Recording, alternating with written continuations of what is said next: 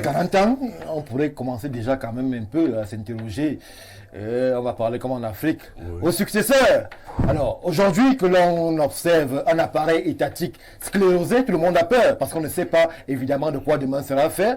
Ou parfois même la presse ou l'opinion est instrumentalisée, où on parle de fausses pistes, de faux dauphins, de successeurs déclarés.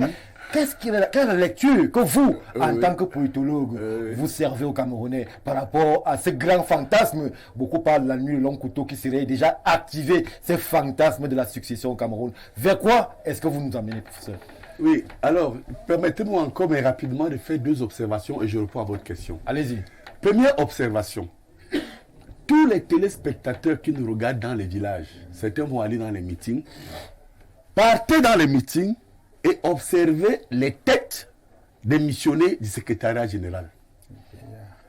Vous allez voir que tous sont des gens ayant des bons bénéfices. C'est-à-dire le carburant même qui les amène là-bas pour les meetings, ce n'est pas eux qui le payent. Ils ont des postes dont la première catégorie de soutien du président de la République, ce sont des profiteurs, des gens qui ont tout obtenu de ce régime. C'est eux qui seront dans les meetings aujourd'hui. Ils défendent leur steak. Vous savez, je suis parisien. Ah oui, le steak, c'est... La beefsteak, le charel. Oui, j'aimais beaucoup une viande là-bas qu'on appelait, vous voyez, les steaks charel. Hein, c'était bien tendre. Hein, c'est ça qui, vous comprenez. Vous pouvez aussi dire encore, professeur. Ou bien non, je vous dis, écoutez, je ne peux pas nier mon histoire. Hein, je suis un chef traditionnel. Oui. Je mange, il le sait, je mange le macabo, je mange les misexés, je mange tout. Mais je vous prends la figure de style.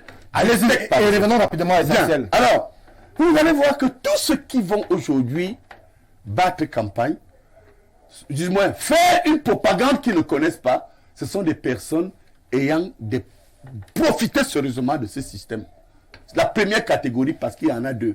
La deuxième catégorie, ce sont ce que j'appelle ceux qui ont changé de camp et d'habit. Aujourd'hui, 40 ans après, ceux qui soutiennent le président Paul Biya sont de deux ordres.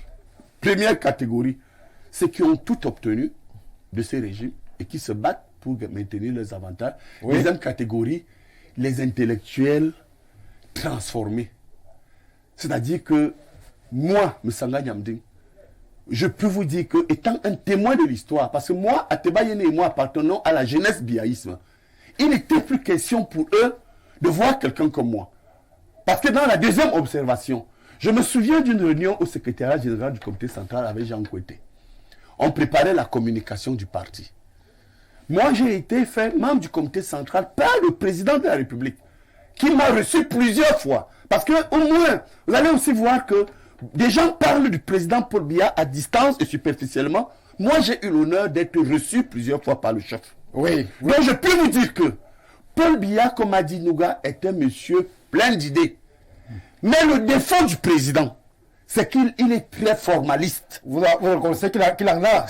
Il croit beaucoup aux gens dans les postes. Si vous êtes par exemple ministre de l'Agriculture, un chef de service de l'agriculture ou quelqu'un va dire au président que l'agriculture ne marche pas, le président Paul Biya va vous poser la question. Il a eu à me poser la question plusieurs fois. Est-ce que vous avez eu à en parler au secrétaire général du comité central? J'ai eu à dire au président que le secrétaire général ne nous suit pas. Parfois même, il ne dit pas la vérité. Alors, écoutez, vous avez la chance que je vous fasse... Allez-y. Parce que certains journalistes nous laissent émerveiller les téléspectateurs. Ce n'est pas quelqu'un tous les jours, vous êtes d'accord avec moi, oui, qui discute avec le président, qui apporte des témoignages. Je voulais vous prendre cette illustration. Nous sommes dans une audience à Douala où le chef de l'État me reçoit. Je prends pour témoin, j'étais passé avec Tobo Eyoum, Pokosi et quelques personnes. Alors, Tobo Eyoum prend la parole. Il dit au président, oui, le parti va bien dans le littoral. Et il était question que, après cette audience avec le chef de l'État, personne ne dise mot. Quand Tobo a fini, le président dit, bon, mes chers camarades, je lève la main. Si les yeux pouvaient tuer, les Tobo mouraient fusillés. Parce qu'il était question que... Qu'est-ce que vous êtes passé? Oui, parce que vous voyez qu'il était question qu'après le truc qui va dire... Oui, mais je vous dis, ce sont des témoignages. Et j'ai dit au président que, Excellence, vraiment, il me dit, oui, professeur, si le parti se porte bien, dans l'Ouvuri, dans l'Onkam, ça ne se porte pas bien. Tobo peut dire ce qu'il veut. Et j'ai tout dit au président.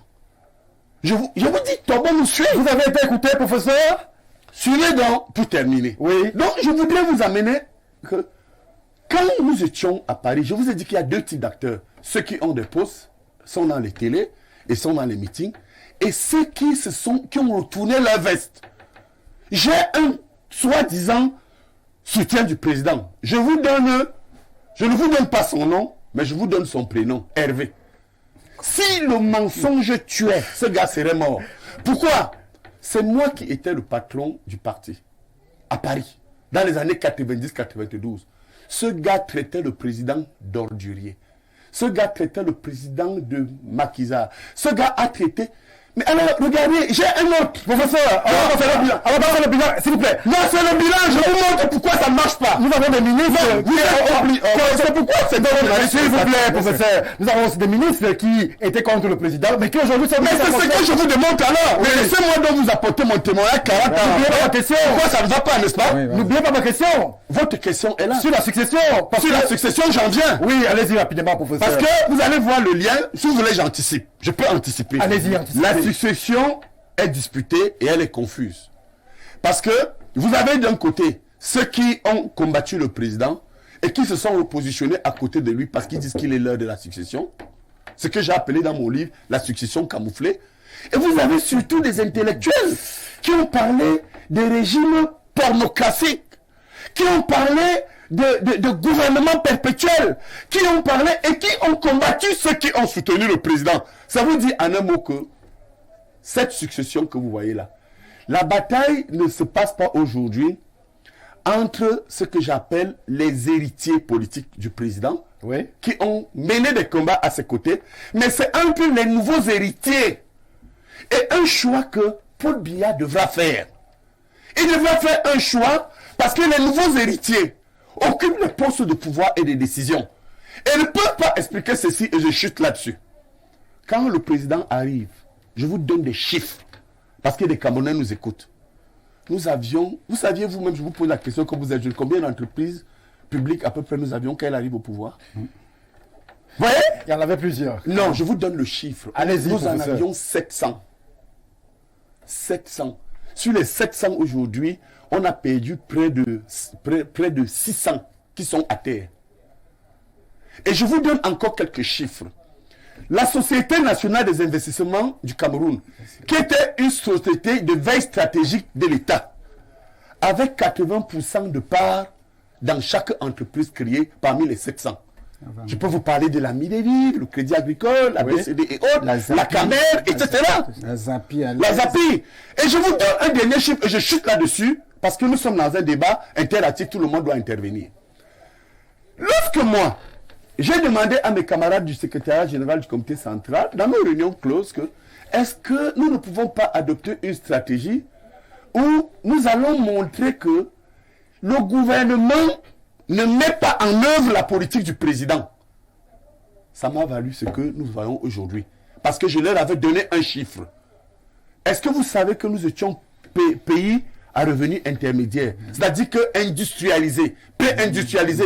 Et que 50% du bois camerounais, peut-être vous ne le savez pas, était transformé localement par la société, c'était Sophie Bell. Sophie Bell. Qui ont transformé 50% du bois du Cameroun ici. À Belabo. Bon, aujourd'hui, que se passe-t-il? On a mis un groupe de mercenaires et de petits gangsters qui font ce qu'on appelle l'exploitation artisanale.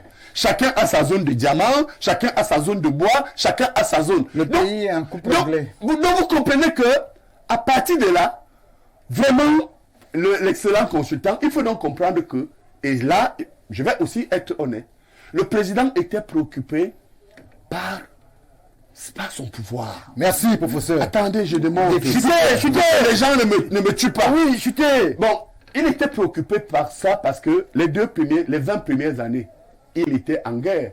Et préoccupé par son pouvoir, les gens ont donc profité de cette fragilisation. Des gens qui estimaient que c'est dans 5 ans que je vais recommencer, c'est dans 7 ans que je vais recommencer. Mais comme il est un manœuvrier, c'est le titre de mon livre en partie, Paul Biya, manœuvrier et énigmatique, architecte du compromis communautaire. Alors lui aussi il a cru que je vais jouer avec ce que j'ai sous la main pour garder mon pouvoir, mais il n'a pas compris une chose. Les gens qui l'entourent l'ont compris. Je vous donne donc des chiffres et je chute. En 40 ans, il a fait 35 remaniements ministériels. Première décennie, 82-92, il a utilisé 15 ministres. Suivez bien pour vous montrer qu'il cherchait les hommes. Je réponds un peu à l'autre.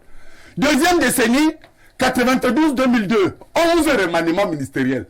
Regardez bien, je vous donne encore un chiffre. Troisième décennie, 2002-2012, 6 remaniements. 6. Maintenant, la dernière décennie, 2012-2022 aujourd'hui, vous savez combien de remaniements il a effectué? 3. Ça veut dire quoi? Ça veut dire que c'est un homme qui est un peu dépassé par un environnement qui ne lui facilite pas la tâche. Merci, parce qu'ils ont compris que... Sur lequel il a espéré. Merci, Il a prospéré. Merci, professeur. Un homme. Ce sont des chiffres. Merci pour les chiffres. Alors,